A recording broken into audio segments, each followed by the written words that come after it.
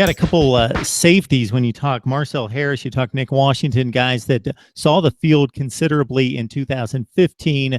Harris on the field for 9 games, and for Washington, he played in all the games, excluding one in the 14-game schedule with the bowl game and the postseason play in 2015. But they both really emerged, especially Marcel Harris, leading the team with 73 tackles this past season.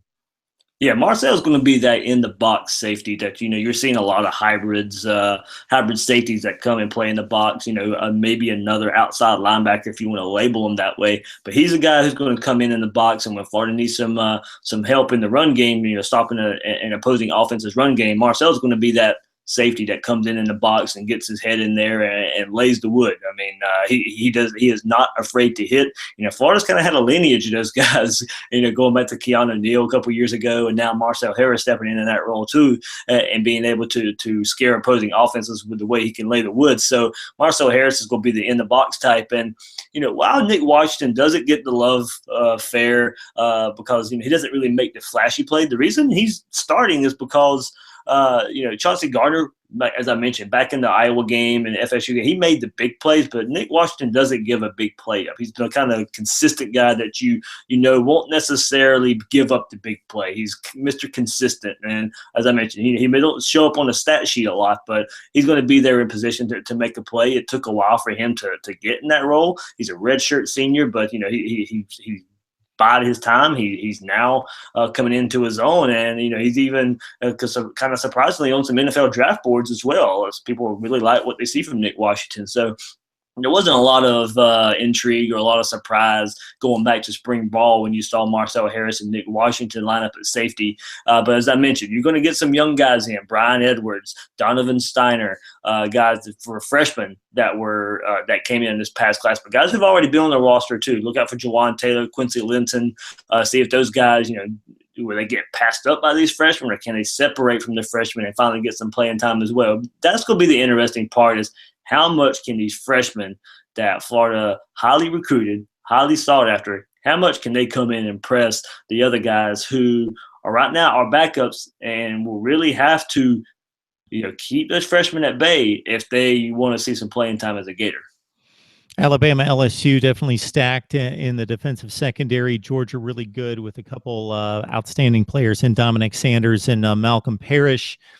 We know Florida's going to be good in the secondary. Are they going to be as good, are you pretty comfortable in saying, as they've been the last few years, which means maybe the best unit in the country, or definitely one of the top 5? Or are they more in that top 15 place that they definitely are going to hit?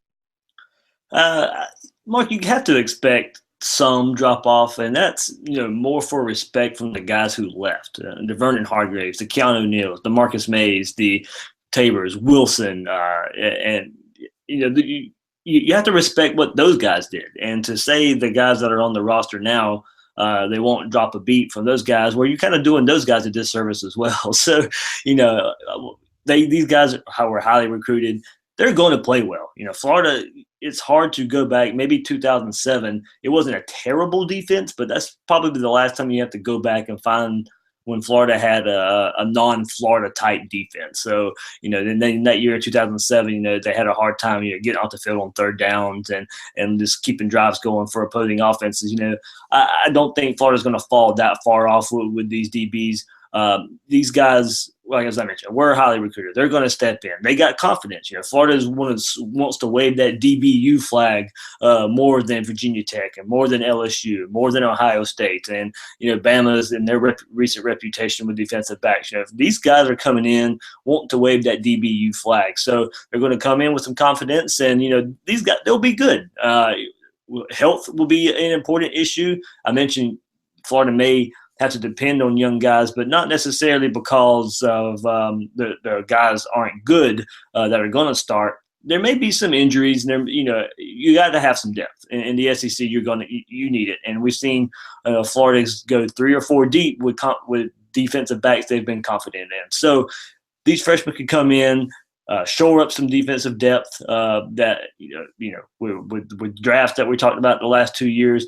Florida needs to get some depth with these young guys. So it may take some time. They may start the season a little slow, those young guys. But as long as they stay healthy early in the season, I think by the time we come around the end of the season, we'll see, Florida still kind of waving that DBU flag.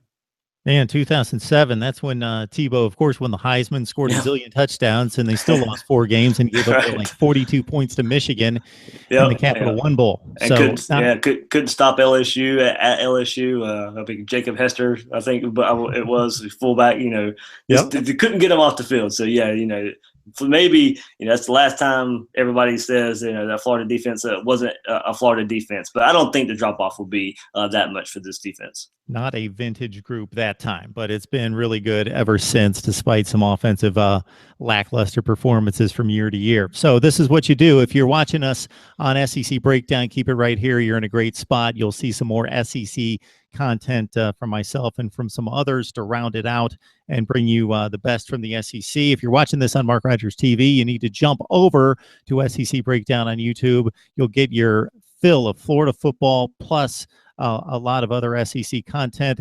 Join David on Gators Breakdown on YouTube. And also, if you want to listen to it, it's on iTunes. It's on SoundCloud as well. David, it's always a good discussion. Appreciate it, man. Thanks, Mark.